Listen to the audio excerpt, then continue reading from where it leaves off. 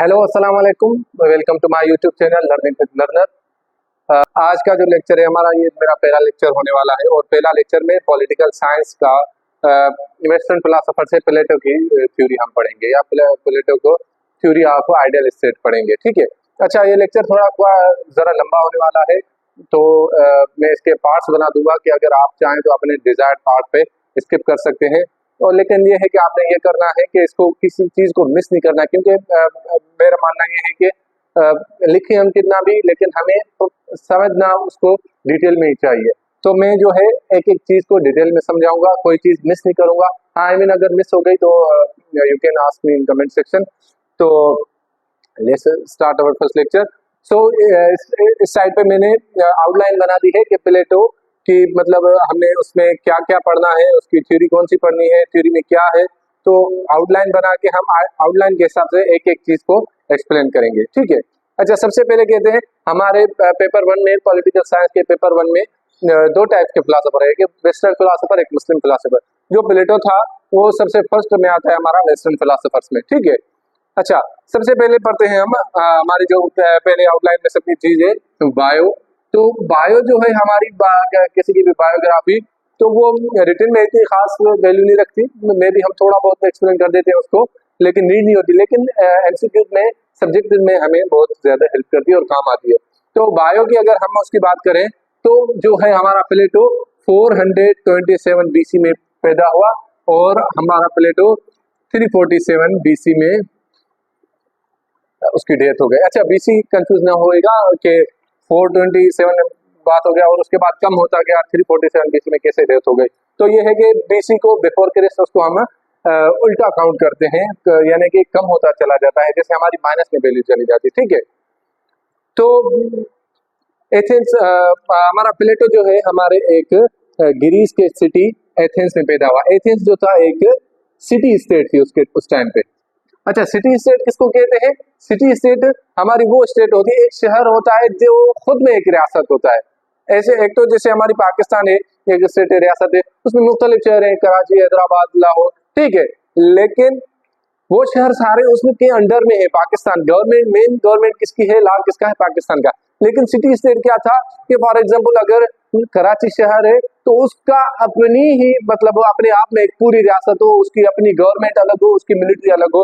तो उस टाइम पे क्या होते थे? सिटी स्टेट होते थे। हर हर शहर की अपनी अपनी अलग गवर्नमेंट होती है, अपनी अपनी अलग रियासत होती थी। ठीक है। तो एथेंस और उसके टाइम पे सिटी स्टेट था। ठीक है। उसके बाद वो क्या किया उसने? सॉक्रेट्स, जिसे हम सकरात भी कहते हैं, उसका स्टूडेंट बन गया। He became a disciple of Socrates. After the death of सॉक्रेट he left the Athens. उसने एथेंस को छोड़ दिया और मुख्तलिफ वर्ल्ड के डिफरेंट पार्ट में चला गया विजिट करने, और साथ में नॉलेज हासिल करने के लिए। उसने वहां पे क्या क्या पढ़ा?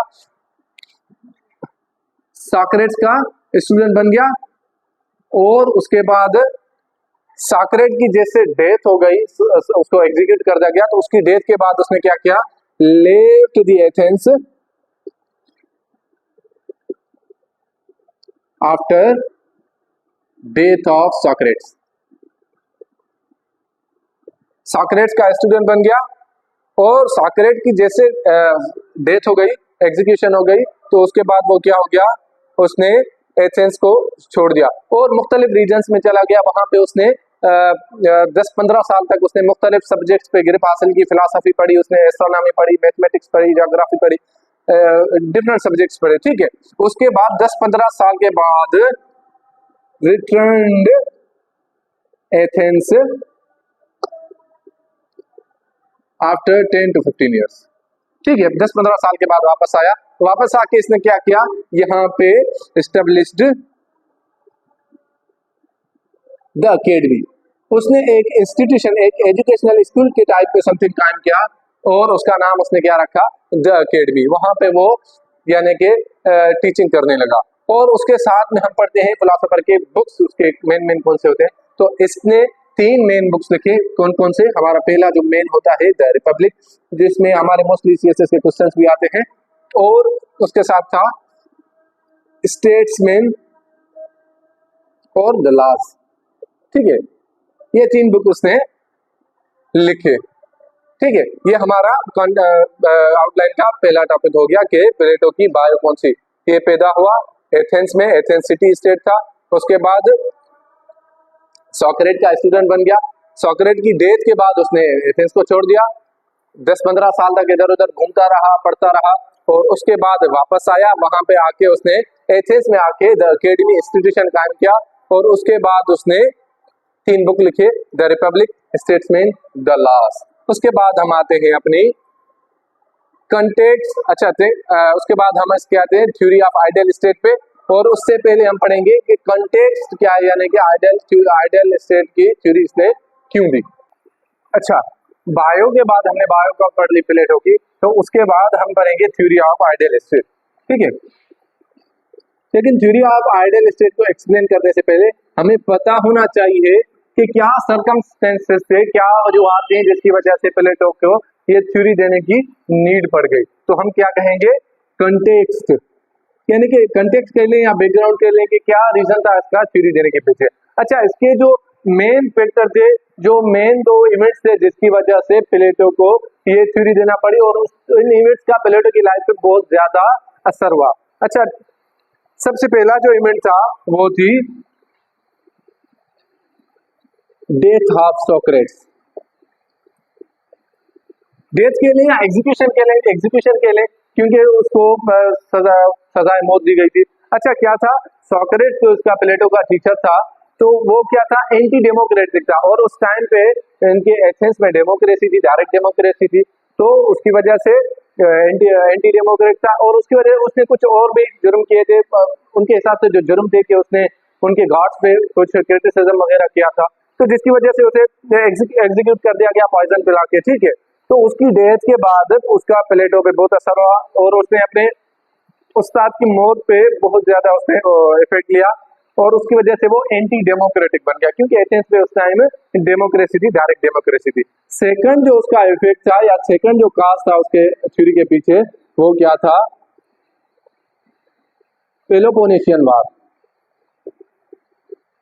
ठीक है, किसके बीच में थी, अच्छा ये जंग थी जिसका नाम है Peloponnesian war between Sparta versus Athens.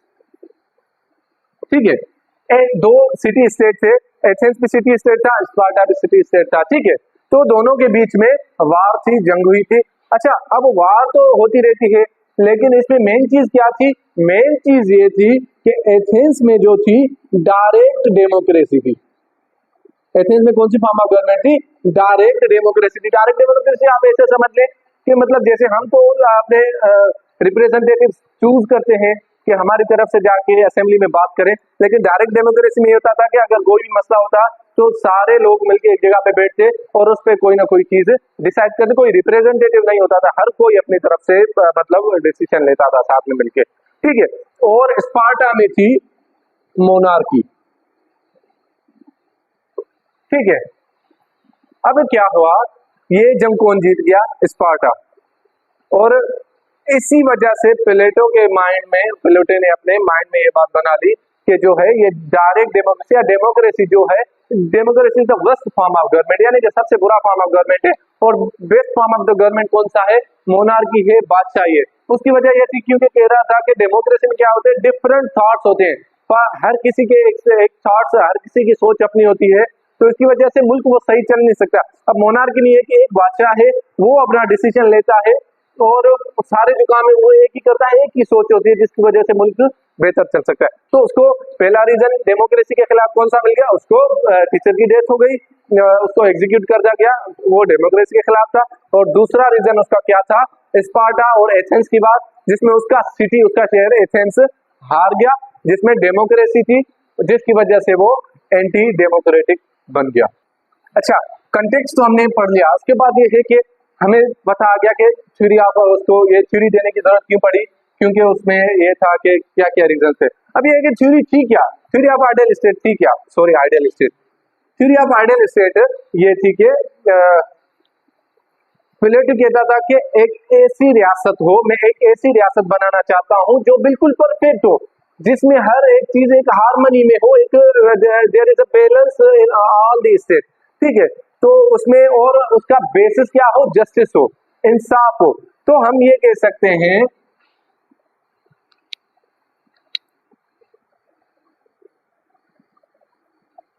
Justice is base of his theory,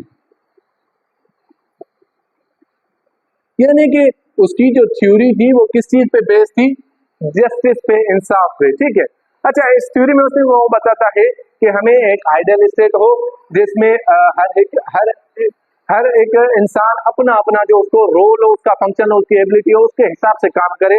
और उसके अलावा उसका मेन चीज क्या था, उसने फिलोसोफर किंग के बारे में हमें बताया है कि एक फिलोसोफर किंग हो तो पूरी एजुकेशन 50 साल की, बचपन से लेकर 50 साल की एज तक एजुकेशन हासिल करे, फिर उसके बाद वो आके कंट्री को गवर्न करे। ठीक है, तो उसकी थ्योरी ऑफ आइडियल स्टेट। अच्छा उसका बेस क्या था, जस्टिस। जस्टिस क्या है, अच्छा जस्टिस को समझने से पहले थोड़ा एक्सप्लेन कर देता हूँ जस्टिस क्या है। तो वो क्या कहता है कि मेरी स्टेट में, मेरी आइडियल स्टेट में क्या हो, जस्टिस ऐसे हो सकता है कि everybody should perform his function according to his ability.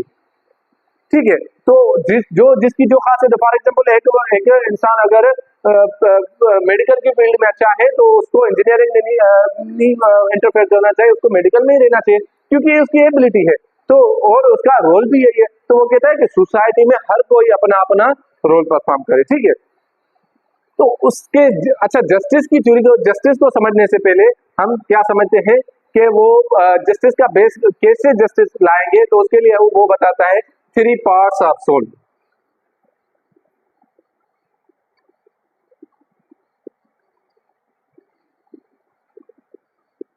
ठीक है, अच्छा प्लेटो अपनी थ्योरी ऑफ आइडियल स्टेट में क्या कहता है कि ह्यूमन नेचर ये है, या ह्यूमन सोल में 3 पार्ट होते हैं, इंसानी रूह के 3 हिस्से होते हैं।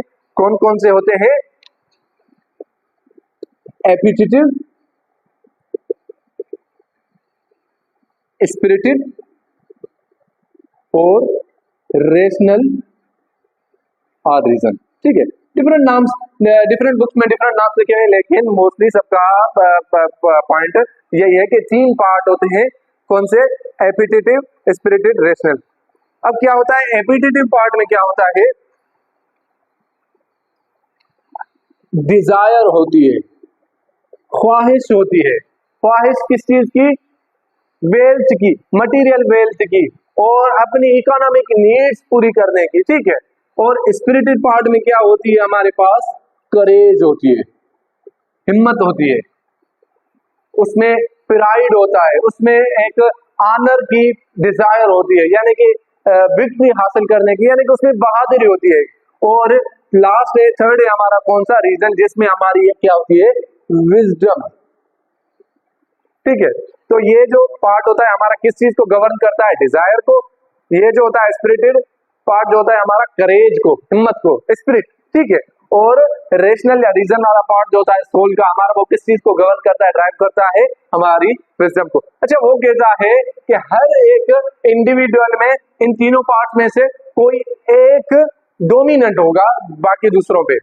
For example I am a person and the dominant part I have is appetitive, तो मुझ में appetitive part dominant है, तो मुझ में क्या होगी, desire। desire किस चीज की होगी, material wealth की। ठीक है, मेरा क्या फोकस होगा, मोस्टली अपनी मटेरियल वेल्थ पे होगा, खुद पे, और लस्ट होगी मुझ में, और साथ में नीड होगी, गिरीडीपन होगा। ठीक है, और उसके बाद अगर स्पिरिटेड होगा पार्ट मुझ में डोमिनेट होगा तो क्या होगी, मुझ में करेज होगी, हिम्मत होगी, और उसकी वजह से क्या होगा, मुझ में ऑनर की, इज्जत पाने की ख्वाहिश होगी।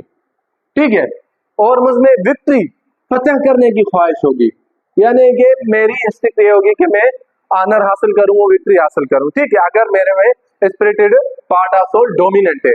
अगर रीजनल पार्ट ऑफ, रेशनल या रीजन पार्ट ऑफ सोल अगर डोमिनेंट है तो मुझे क्या होगी, विजडम होगी, अक्ल होगी, क्या होगा, उससे लॉजिकल थिंकिंग होगी। ठीक है, लॉजिकल थिंकिंग, रीजनिंग, मेरा फोकस ये होगा कि मैं सोचूं कंट्री के लिए या किसी और चीज के लिए, मतलब मेरा फोकस क्या होगा, विजडम पे फोकस होगा। एपिटिटिव, अच्छा अगर इनको सिंपल समझ लें तो एपिटिटिव को अगर सिंबल, अगर बॉडी सिंबल दे तो हम उसको देते हैं बेली। ठीक है। बेली यानी कि पेट हमारा, उसका जो उसमें जो डिजायर होती है, ख्वाहिश होती है, उसमें मटेरियल बेली की पेट की, खुद को अपना पेट भरने की जैसे होती है, ठीक है। और स्पिरिटेड हमारा बॉडी सिंबल जो है उसकी हर्ट है। हर्ट जो हम कहते हैं कि ये दिल का मजबूत है या बहुत जिगर वाला है, तो क्या होती है, करेज जो हमारी हिम्मत होती है, एक लिहाज से हम उसको दिल से डोनेट करते हैं, ठीक है। और हमारा थर्ड पार्ट रेशनल, उसको हम ऑब्वियसली किस चीज से डोनेट करेंगे, ब्रेन से, यानी कि हमारी लॉजिकल थिंकिंग, हमारी जो रीजनिंग होती है हमारे ब्रेन में होती है, ठीक है।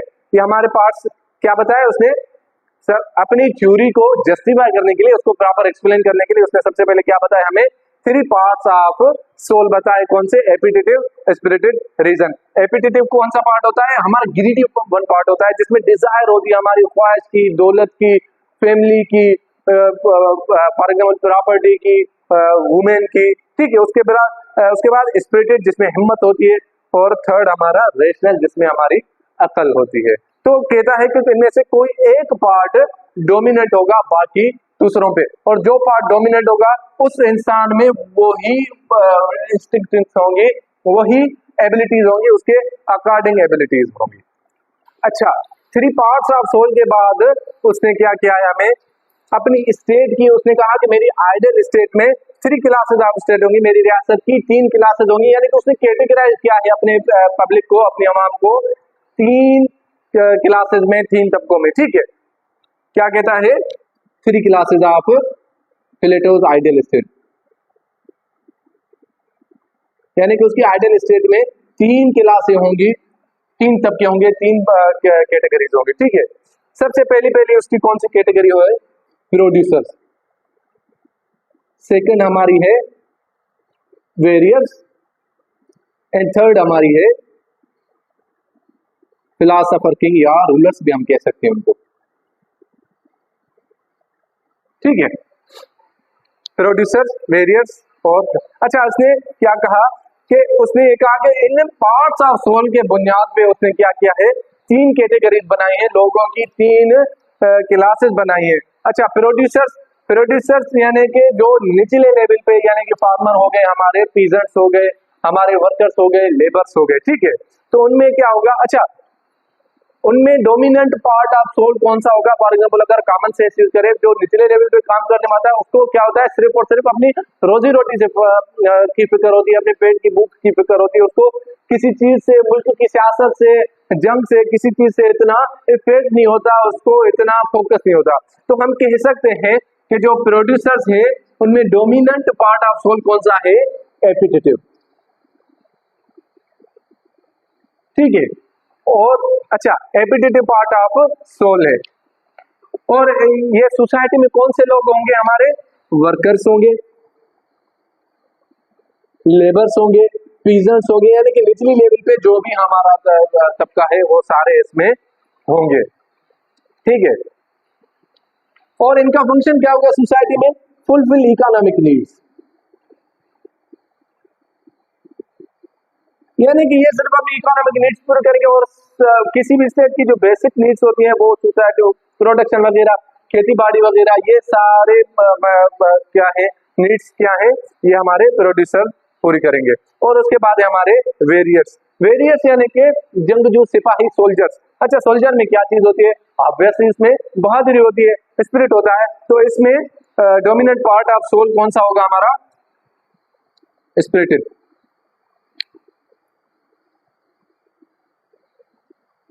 ठीक है। इसमें हमारे कौन से होंगे, सोल्जर्स होंगे, यानी कि जो शहर में होंगे और जो शहर के बाहर शहर को डिफेंड करेंगे, ये सारे इसमें आ जाएंगे, ठीक है। और इनमें क्या चीज होगी, इनमें वही बात हो गई कि ये डिफेंड करेंगे कंट्री को, और लॉ एंड ऑर्डर, यानी कि कंट्री में एक तो कंट्री को, मुल्क को डिफेंड करेंगे, और साथ में लॉ एंड ऑर्डर अंदर में शहर में मेंटेन करेंगे। अच्छा, इनमें क्या होगी, डिजायर होगी, हमारे प्रोड्यूसर में क्या चीज होगी, डिजायर होगी, और हमारे सोल्जर्स में क्या होगी, ऑनर होगी, विक्ट्री होगी, यानी कि उनमें खासियत कौन सी होगी, ऑनर की या विक्ट्री की, करेज, हिम्मत, ये सब चीजें उनमें मौजूद होंगी। और लास्ट में हमारा फिलोसोफर किंग ये है कि जो हमारा मोनार्क होगा, जो हमारा रूलर होगा, और उनमें क्या पार्ट होगा हमारा, रेशनल या रीजन वाला पार्ट उसको डोमिनेट करेगा, उसकी बॉडी को डोमिनेट करेगा, ठीक है। और उसकी मेन क्या होगी, वो गवर्न करेगा कंट्री को, ठीक है। उसका मेन फंक्शन क्या होगा, वो मुल्क को चलाएगा, मुल्क के फैसले करेगा, उसकी बेहतरी के लिए काम करेगा, ठीक है, और कॉमन गुड के लिए काम करेगा, ठीक है। और उसमें क्या होगी, विजडम होगी, अकल होगी, अकलमंदी होगी, ठीक है। एक बार फिर से रिपीट कर लेते हैं। प्लेटो ने क्या बताया, पहले सबसे पहले बताया हमें 3 पार्ट्स ऑफ सोल होते, और उसके क्या है, कौन कौन से, एपिटेटिव, स्पिरिटेड, रेशनल, और उसकी बुनियाद पर उसने 3 क्लासेस बनाई है कि इन पार्ट ऑफ सोल की बुनियाद पे, इनकी एबिलिटीज की बुनियाद पे 3 क्लासेस होती है। प्रोड्यूसर जो निचली लेवल पे काम करने वाले होते हैं, उनमें क्या होता है, लस्ट ज्यादा होती है, डिजायर ज्यादा होती है, और इनमें कौन सा पार्ट ऑफ सोल होता है, एपिटेटिव। और वेरियस में स्पिरिट, बहादुरी ज्यादा होती है, वो क्या करते हैं, कंट्री को डिफेंड करते हैं, लॉ एंड ऑर्डर मेंटेन करते हैं। और फिलोसोफर किंग जिसमें रेशनल पार्ट ऑफ सोल होता है, विजडम होती है, और वो क्या करता है, कंट्री को गवर्न करता है, और उसके लिए उसकी बेहतरी के लिए काम करता है और फैसले लेता है। अच्छा, हमने 3 पार्ट्स ऑफ सोल पढ़ लिए, 3 क्लासेस ऑफ स्टेट हमने प्लेटो को बताया, ये पढ़ ली। उसके बाद हम आते हैं इसमें थ्योरी ऑफ आइडियल स्टेट में ही वो आपको बताता है। अच्छा, हमने जैसे पढ़ा था कि उसका आइडियल स्टेट बुनियाद ही उसका जस्टिस है, कि उसका मकसद ये है कि जो स्टेट हो, मेरी रियासत हो, उसमें जस्टिस हो, हर कोई अपने फंक्शन के हिसाब से काम करे। अब जब हमने उन क्लासेस को और पार्ट्स को समझ लिया, अब हमें इसको समझने में आसानी होगी। तो इसकी अगर थ्योरी, ऐसा इसको थ्योरी ऑफ जस्टिस भी कहते हैं या सिंपल जस्टिस कहते हैं, तो उसमें ये क्या कहता है कि मेरे नजदीक, according to Plato, what is justice, justice is that everyone should be assigned role according to his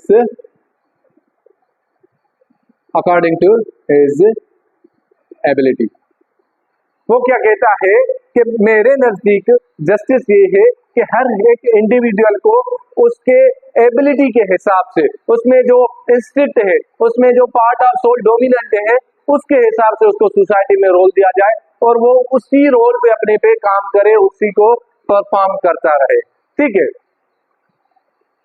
कैसे, जैसे फॉर एग्जांपल प्रोड्यूसर्स हैं हमारे, उनमें कौन सा पार्ट ऑफ सोल होता है, एपिटेटिव पार्ट ऑफ सोल होता है, और वेरियस उनमें कौन सा होता है, विजडम और फिलोसोफर किंग। तो वो कहता है कि मेरे नजदीक जस्टिस ये है कि जो प्रोड्यूसर्स है उनमें कौन सा डोमिनेंट पार्ट है, एपिटेटिव, तो उनको क्या करना चाहिए, उसी के हिसाब से काम करना चाहिए। कौन सा, वर्कर बनना चाहिए, लेबर बनना चाहिए।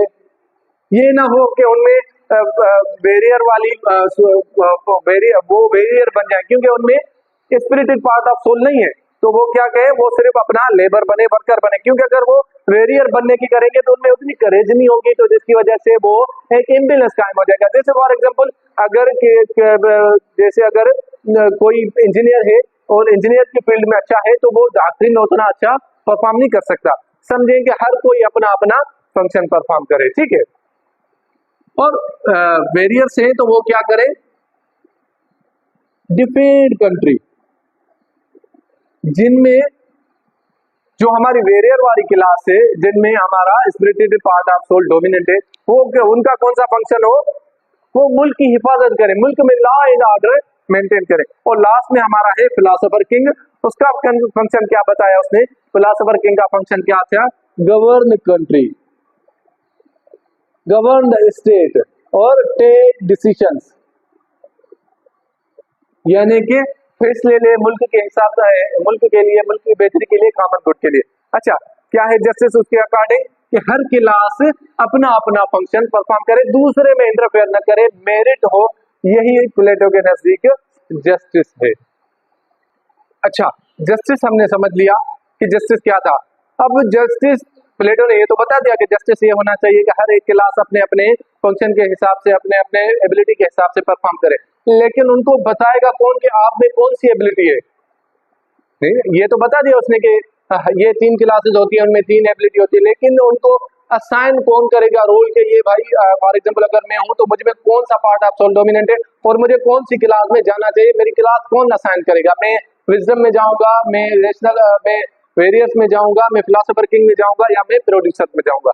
तो उसको अचीव करने के लिए उसने क्या किया, स्कीम ऑफ एजुकेशन दी है, प्लेटोज स्कीम ऑफ एजुकेशन। प्लेटो ने अपना तालीमी निजाम दिया, उसने कहा कि मेरी आइडियल स्टेट में इस तरह का तालीमी निजाम होगा।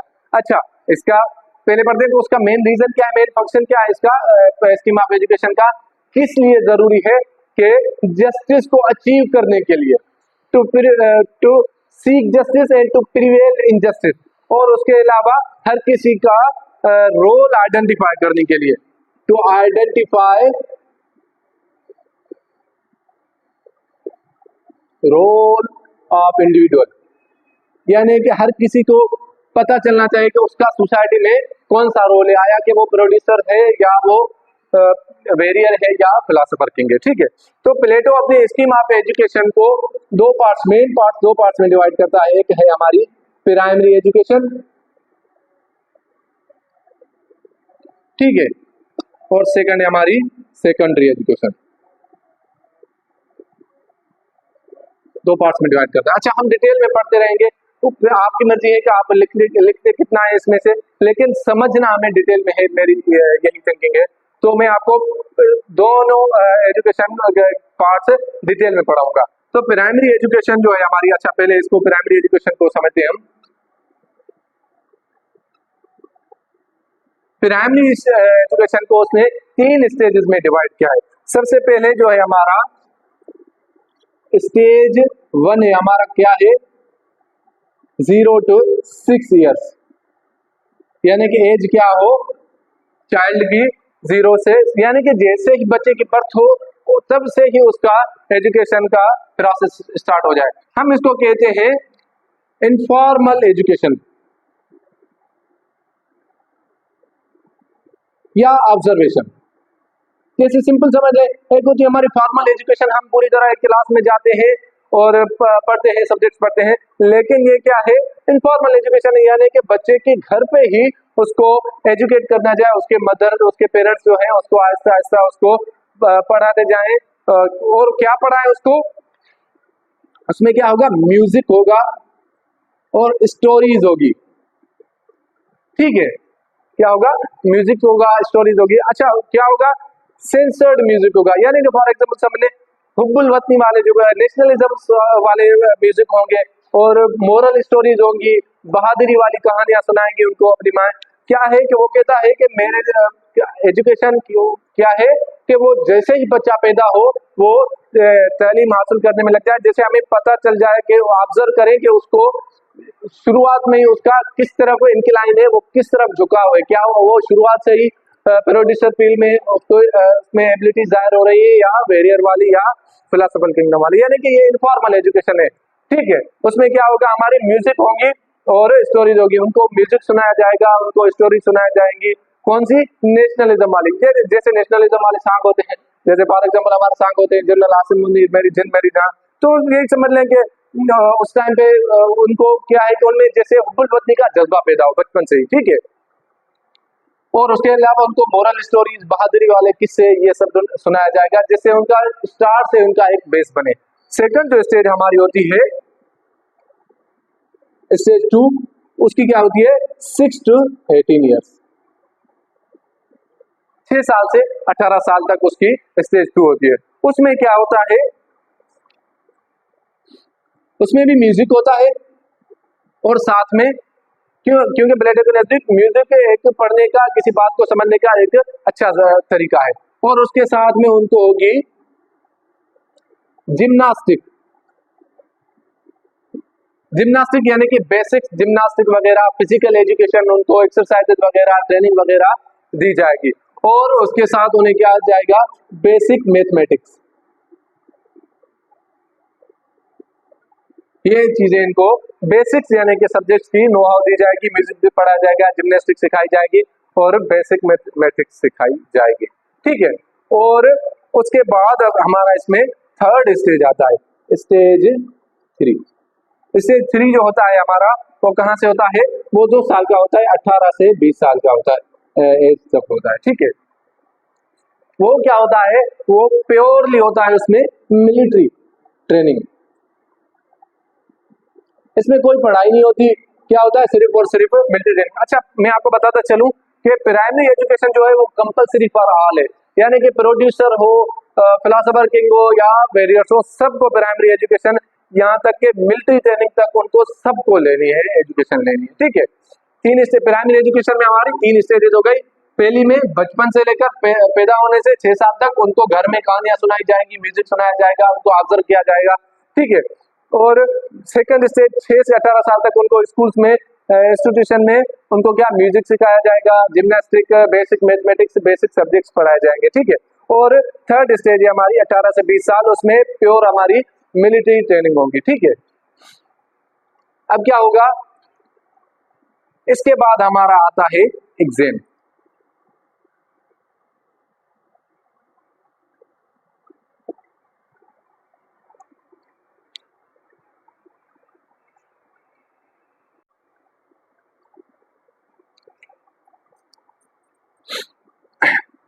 अच्छा, प्राइमरी एजुकेशन के 3 स्टेजेस के बाद हमारा फर्स्ट एग्जाम आएगा, यानी कि एलिमिनेशन होगी कि नेक्स्ट स्टेज में कौन कौन जाएगा, ठीक है। तो इसका एग्जाम का मकसद क्या है, टू आइडेंटिफाई प्रोड्यूसर्स। अब पहली लेवल पे हमारे लोग एलिमिनेट हो गए, ठीक है। तो ये हमारा एग्जाम होगा, इसमें जो फेल होगा वो कहां जाएगा, प्रोड्यूसर क्लास में। 20 साल के बाद जो पहला एग्जाम होगा उसमें जो फेल होगा प्रोड्यूसर क्लास में चला जाएगा, जो पास होगा वो क्या जाएगा, नेक्स्ट स्टेज में चला जाएगा। नेक्स्ट स्टेज हमारी कौन सी है, सेकेंडरी एजुकेशन।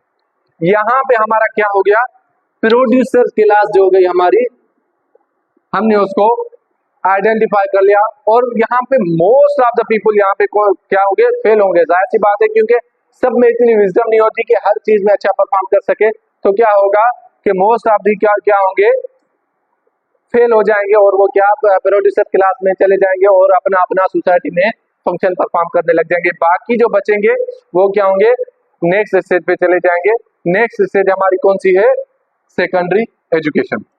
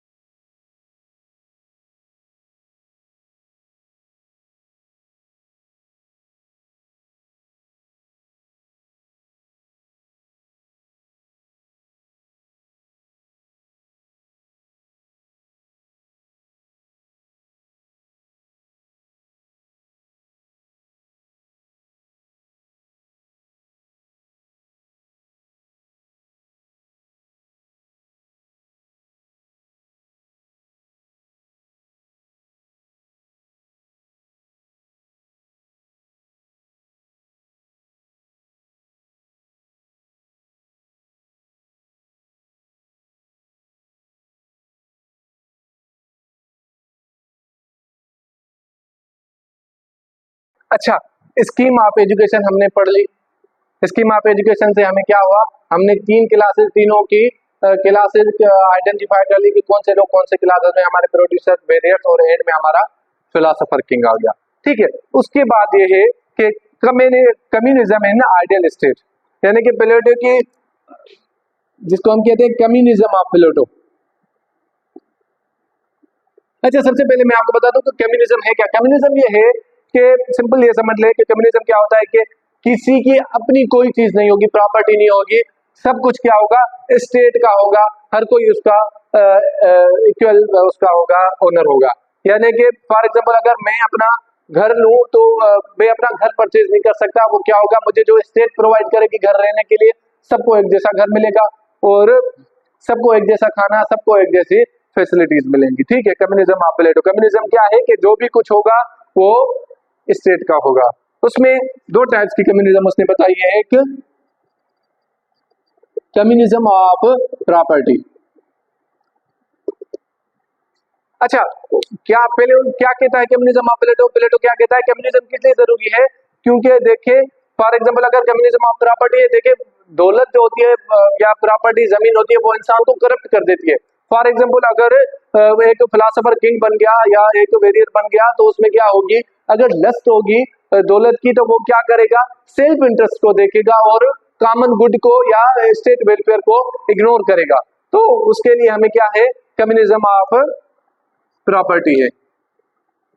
अच्छा, ये बात याद रखें, जो कम्युनिज्म लागू होती है किसके लिए होती है, only for ruling class. Ruling class में कौन से आ जाते हैं, हमारे वेरियर्स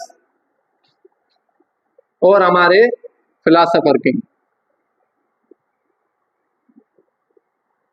ठीक है, ये बात समझ ले। प्रोड्यूसर जो है वो इसमें इंक्लूड नहीं है, कम्युनिज्म में इंक्लूड नहीं है, उनकी मर्जी है, जितनी प्रॉपर्टी ले, जो करें दिल करे।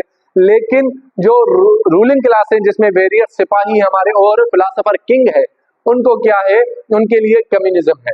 और कम्युनिज्म ऑफ प्रॉपर्टी क्या है, सबसे पहले प्रॉपर्टी यानी कि दे कैड ऑन property. Why they can't own property? Because the property, the land corrupts the mind of the people. As they are ruling class, they have power. अगर उनमें पावर है और साथ में उनमें लस्ट भी होगी प्रॉपर्टी की, उनको अलाउ किया जाएगा प्रॉपर्टी बनाना, तो वो अपनी इंटरेस्ट का सोचेंगे और स्टेट को साइड कर देंगे। तो उसके लिए उन्हें कोई प्रॉपर्टी नहीं ले सकती। अच्छा, उसकी मेन दूसरी बात क्या थी, they will live in barracks, यानी कि स्टेट उन्हें बैरिक्स बना के देगी, एक जगह पे रहेंगे और they will eat in one mess, यानी कि सब बराबर होंगे, एक मेस होगी, एक जगह पे बैठ के खाना खाएंगे, एक जैसी बैरिक्स में रहेंगे। और उन्हें कहाँ कौन प्रोवाइड करेगा ये सब फैसिलिटी, स्टेट प्रोवाइड करेगी। और स्टेट कहाँ से लेगी, जो प्रोड्यूसिंग क्लास है उन पे जो टैक्सेस लगा के उनसे जो अर्न होगा वो उसे वो उनको ये सब चीजें प्रोवाइड करेगी। यानी कि इनकी अपनी कोई चीज नहीं होगी, जो भी होगा स्टेट का होगा। इससे क्या चीज होगा, वो करप्ट नहीं होंगे। ठीक है, उनमें सेल्फ इंटरेस्ट पैदा नहीं होगा। ठीक है, कम्युनिज्म ऑफ प्रॉपर्टी के बाद है हमारी कम्युनिज्म ऑफ फैमिली।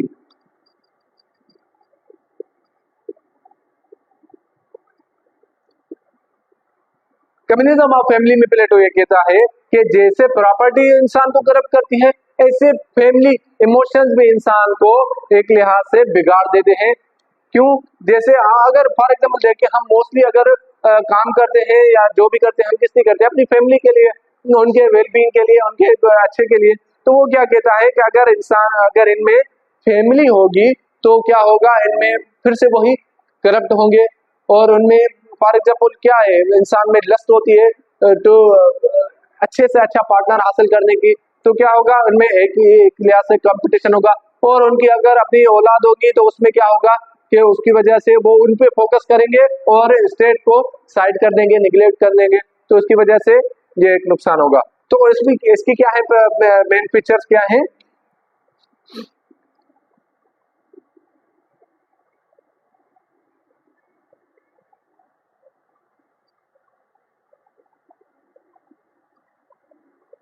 अच्छा, सबसे पहला क्या फीचर है इसका कि जो मैरिजेज होगी, शादी होगी, वो क्या स्टेट करवाएगी। कैसे करवाएगी? इसको कम कहते हैं बेस्ट फॉर द बेस्ट। अच्छा, क्यों? क्योंकि जो इनमें सबसे जो बेस्ट होगा, फॉर एग्जांपल वेरियर्स में जो सबसे बेस्ट होगा मेल में, उसको बेस्ट वेरियर फीमेल के साथ तो उसको पार्टनर बना दिया जाएगा, और जो फिलोसोफर्स में जो बेस्ट होगा उसको बेस्ट पार्टनर दिया जाएगा। यानी कि स्टेट खुद उनकी मैरिजेस करवाएगी, उनको अपनी तरफ से किसी को सिलेक्ट करने की, किसी को चूज करने की, पार्टनर चूज करने की इजाजत नहीं होगी। ठीक है। नो फैमिली, यानी कि इनकी कोई फैमिली नहीं होगी, एक जगह पे एक घर में अपनी चॉइस के पार्टनर के साथ नहीं रह सकेंगे। ठीक है। और उसके बाद क्या होगी, अगर चाइल्ड की बर्थ होगी, अगर जो न्यूबॉर्न होगा वो क्या किया जाएगा, स्टेट को दिया जाएगा, रियासत को दिया जाएगा, और स्टेट मदर होंगी जो उसको देखभाल करेंगी उसकी। यह भी एक चीज है कि जब इंसान में औलाद की मोहब्बत होती है तो उसकी वजह से वो इंसान कुछ भी कर जाता है। तो इसी चीज को खत्म करने के लिए उसने क्या कहा कि जैसे ही कोई बेबी पैदा होगा तो उसको क्या जाएगा, स्टेट को दिया जाएगा, और उसकी टेक केयर कौन करेगा, स्टेट मदर करेगी, उसको उधर ही पालेगी, क्योंकि और फिर वही उसका एजुकेशन वाला प्रोसेस रिपीट होगा। तो ये है हमारी कम्युनिज्म ऑफ प्लेटो, जिसमें कम्युनिज्म ऑफ प्रॉपर्टी और कम्युनिज्म ऑफ फैमिली है। अच्छा, जो सेकंड लास्ट हमारा टॉपिक है हमारे इसमें आइडियल स्टेट में, वो है criticism on Plato's ideal state, यानी कि उस पर क्रिटिसाइज किया गया, क्या क्या तनकीद किया, इसमें फ्लॉज कौन कौन से हैं वो हम पढ़ते हैं। तो जो सबसे पहला मेन क्रिटिक है हमारा, जो तनकीद निगार है उसका, इसकी थ्योरी का, वो है अरिस्टोटल। अच्छा, अरिस्टोटल इसका अपना स्टूडेंट था, लेकिन ये है कि वो अपने टीचर की इस चीज से मुखालफत करता था, आइडियल स्टेट से। वो क्या क्रिटिसाइज करता है, क्रिटिसाइज ऑन कम्युनिज्म। वो प्लेटो की कम्युनिज्म की थ्योरी पे वो क्रिटिसाइज करता है। क्या कहता है?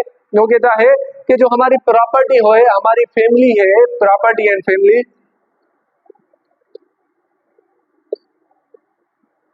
वो कहता है कि प्रॉपर्टी एंड हमारी फैमिली जो है सोर्स ऑफ मोटिवेशन है।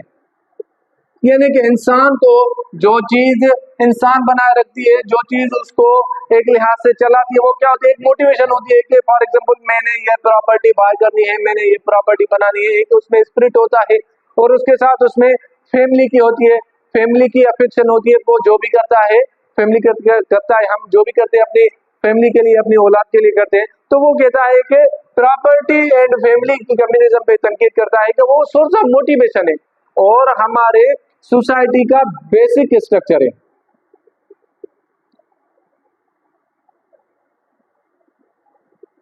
वो कहता है कि जो फैमिली है वो तो हमारी सोसाइटी का बेसिक स्ट्रक्चर है। हमारी जो सोसाइटी है स्टार्ट से वो क्या है, फैमिली पे बेस है, फैमिली बना के ही हम रहते आए हैं। तो फैमिली के बगैर तो कोई सोसाइटी का वजूद ही नहीं। तो वो कहता है कि ये उसकी communism of property and family गलत है। उसके बाद जो सेकंड उसकी क्रिटिसिज्म होती है उसकी एजुकेशन पे होती है।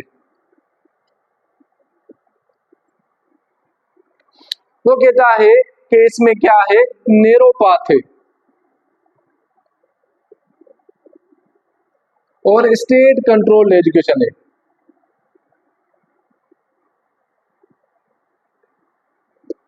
ठीक है। वो कहता है कि हाँ, बस इनको सिर्फ एक ही रास्ता दिया गया है कि आपको यही चीजें पढ़नी है, यही रास्ते पे चलना है, फिर ये एग्जाम आएगा। यानी कि उसमें कोई वेराइटी नहीं है, उसमें कोई फ्रीडम ऑफ चॉइस नहीं है कि कोई अपनी मर्जी से किसी चीज को चूज करे। और उसके बाद ये है लेक ऑफ इंडिविजुअल फ्रीडम, यानी कि किसी फर्द को अपने हिसाब से जिंदगी गुजारने की आजादी नहीं है। फॉर एग्जाम्पल अगर प्रोड्यूसर क्लास है तो उनको सिर्फ और सिर्फ उसी फील्ड में जाना है, अगर वेरियर थे तो उनको वेरियर वाली फील्ड में ही जाना है। तो ये क्या है कि उसकी कोई भी इंडिविजुअल है, उसकी अपनी फ्रीडम ही नहीं है कि वो अपनी किसी चीज को खुद से चूज कर सके, अपनी खुद से पढ़ सके अपनी मर्जी की चीज, या अपनी खुद से कोई ऑक्यूपेशन, अपनी खुद से कोई रोल अपना चूज कर सके। तो ये है कि इसमें लैक ऑफ इंडिविजुअल फ्रीडम भी है। अच्छा, उसके बाद ये है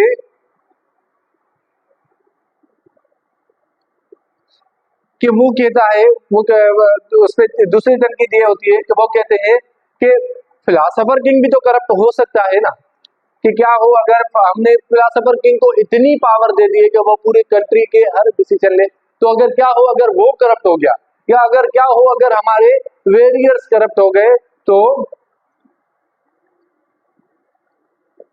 corruption of ruling class, ruling class भी तो करप्ट हो सकती है।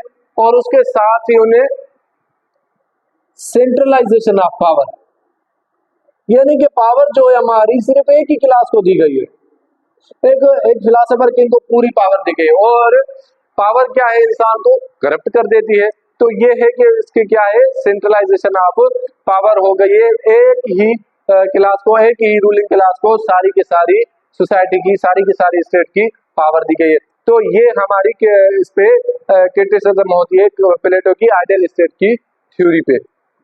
और उसके अलावा एक और तनकीद जो होती है हमारी प्लेटो पे, कौन सी होती है, इलाइटिसिज्म एंड क्लास डिवीजन,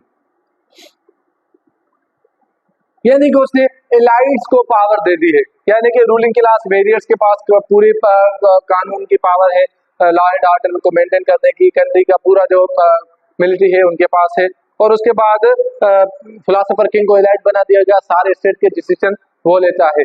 तो क्या है, एक एलाइटिसिज्म क्रिएट हो गई और क्लास डिवीजन हो गई। वो कहते हैं कि क्लास में डिवीजन नहीं करना चाहिए, क्योंकि डिवीजन क्या करती है, एक डिफरेंशिएट पैदा करती है। तो इससे के सारे इक्वल है, तो इसमें कोई क्लास डिवीजन नहीं होना चाहिए थी, ठीक है। अच्छा, अब हम देखते हैं इसकी कंटेम्पररी रेलेवेंस।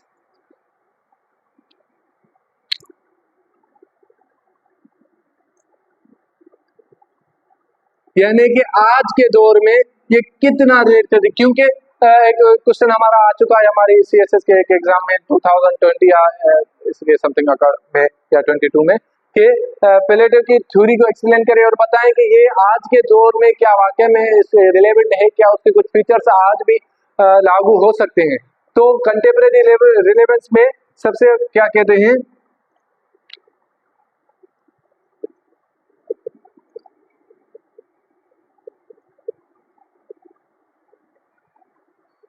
सबसे पहला क्या है, फिलोसोफर्स गवर्नेंस।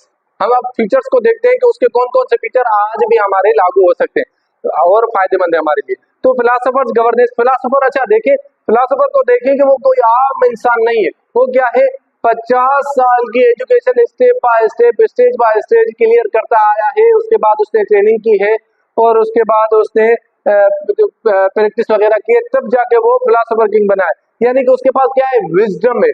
तो क्या आज के दौर में ऐसा नाम मुमकिन नहीं है कि आज के दौर में जो हमारा गवर्नर हो, जो हमारा प्रेसिडेंट हो, जो हमारा पीएम हो, अगर वो वाइज हो, वो जस्ट हो, वो इंसाफ पसंद हो, तो क्या ये हमारी क्या इससे तरक्की नहीं करेगी? क्योंकि उसने भी यही कहा कि इससे स्टेट रियासत तब तरक्की करेगी जब हमारा फिलोसोफर जो होगा, जो हमारा किंग होगा, वो कोई आम इंसान नहीं बल्कि फिलोसोफर होगा, फिलोसोफर किंग होगा। तो क्या आज के दौर में भी अगर हमारा जो हमारी रूलिंग क्लास है, जो हमारा रूलर है, जो हमारा पीएम वगैरह है, तो अगर वो वाइज हो, उतने अक्लमंद हो, उतने जस्ट हो, उनकी इतनी प्रैक्टिस हो, उतनी एजुकेशन हो, तो क्या हमारी स्टेट तरक्की नहीं करेगी? तो ये भी एक चीज है जो हमारी आज से रिलेवेंट हो सकती है। और उसके बाद हमारी क्या है,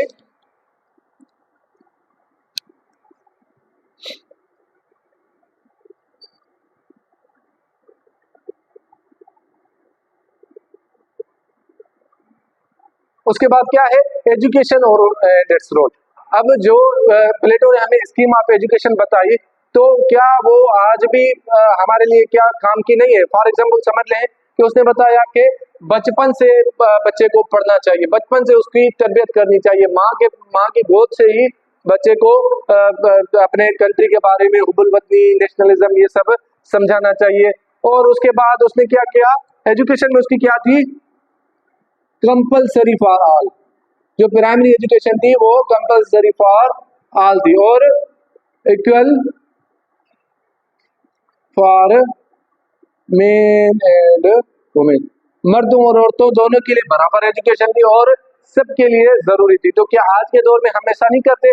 हम भी कहते हैं कि जो प्राइमरी एजुकेशन है हर किसी को हासिल करनी चाहिए, और उसके अलावा जो एजुकेशन है, जो एजुकेशन के जो फैसिलिटीज है वो मेन और वुमेन दोनों को इक्वल देने चाहिए। उसके बाद है हमारा फंक्शनल स्पेशलाइजेशन।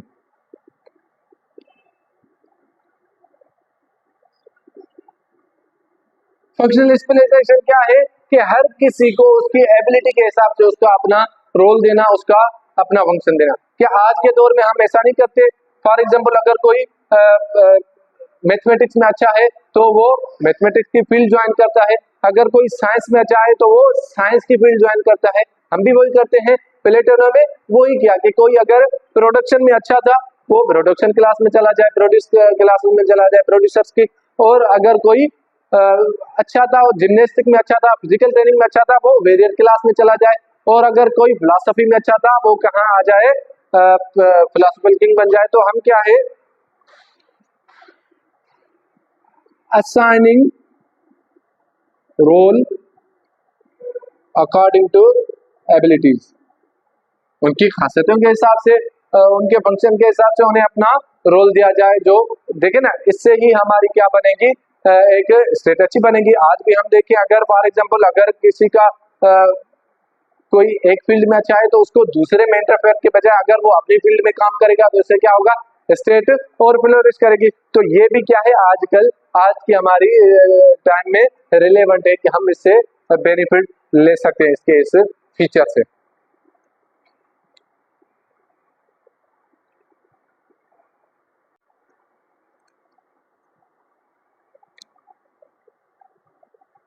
अच्छा, उसके बाद उसकी क्या है, उसने एक कॉन्सेप्ट ऑफ स्क्रीनिंग भी तो दिया था ना।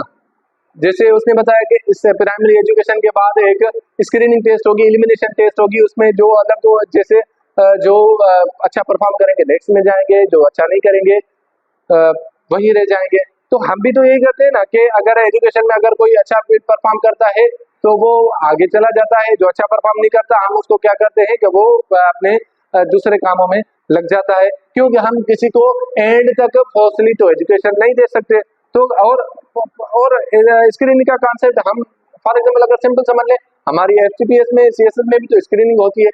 जैसे अगर हमें सबसे पहले एमसीक्यू की टेस्ट देनी होती है, जिससे हम अगर वो क्रॉस कर लें फिर तब हमें नेक्स्ट स्टेज में जाएंगे। तो इससे क्या होगा कि एलिमिनेशन होगी, एक स्क्रीनिंग होगी और आइडेंटिफिकेशन होगी। और ठीक है, तो कॉन्सेप्ट ऑफ स्क्रीनिंग भी आजकल हमारा वैलिड है आजकल के एरा में। और फेमिनिज्म, अच्छा, प्लेटो को पायोनियर ऑफ या फाउंडर ऑफ फेमिनिज्म भी कहा जाता है, क्योंकि उसने एजुकेशन जो रखी है और जो फिलोसोफर किंग वगैरह, वेदिस वगैरह, इनमें मेन और वुमेन में कोई डिफरेंशिएट नहीं किया, यानी कि मेन और वुमेन इक्वल एजुकेशन हासिल कर सकते हैं और दोनों में से कोई भी फिलोसोफर किंग या फिलोसोफर क्वीन बन सकता है। तो इसे पायनियर ऑफ, और आज भी हम तो यही करते हैं। आज भी हम अपनी सोसाइटी को फेमिनिज्म के स्टेजेस पे ले जाना चाहते हैं, आगे ले जाना चाहते हैं। तो हम भी क्या करते हैं, equal rights for main and women, equal education for main and women. तो आज भी हम यही चाहते हैं, प्लेटो ने भी यही कहा था। तो ये हो गए हमारे प्लेटो की कंटेम्पररी रिलेवेंस की, उसकी थ्योरी आज के दौर में कितनी रिलेवेंट है। सो दैट्स फॉर टुडे, और आई होप कि आपको ये वीडियो समझ में आई होगी। और मैं कोशिश करूँगा कि इस पर अगर अच्छा आपको समझ में आए तो हम इस पर नेक्स्ट वीडियोज वगैरह भी बनाएंगे। और अगर इससे कुछ हमारे दो टॉपिक्स रहते हैं, फीचर्स ऑफ प्लेटो थ्योरी और साथ में हमारा एलिगरी ऑफ केव, तो वो भी मैं कोशिश करूँगा कि क्योंकि थोड़े वो अलग से हैं तो उनको नेक्स्ट हम टॉपिक में कवर करेंगे। अगर कोई क्वेश्चन हो तो comment section is open for you, तो आप क्वेश्चन कर सकते हैं, अगर कोई क्वेरी हो वगैरह तो पूछ सकते हैं। So thank you for watching this video and kindly like, share and subscribe my YouTube channel learning with learner.